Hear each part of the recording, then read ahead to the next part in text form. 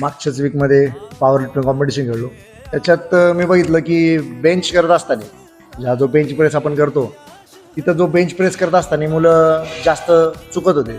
ते म्हणजे कमांडमुळं त्यांना नो लिफ्ट भेटत होते. म्हणजे की ज्यावेळेस ते कमांड रेफरी सांगायचे त्यावेळेस ती कमांड न ऐकताच मुलं प्रेस करत होते, रॅक करत होते किंवा स्टार्ट करत होते. म्हणजे त्याच्या ज्या कमांड असतात त्या न ऐकताच स्टार्ट केल्यामुळे त्यांना नो लिफ्ट भेटत होती. तर मेन म्हणजे त्याच्या 3 कमांड ज्या स्टार्टिंगपासून असतात त्या म्हणजे ज्यावेळेस बारबेल तुम्ही घेता त्यावेळेस तो रेफरी सांगतो स्टार्ट, त्याच वेळेस तो बारबेल स्टार्ट करून पोटावर किंवा छातीवर ठेवायचा.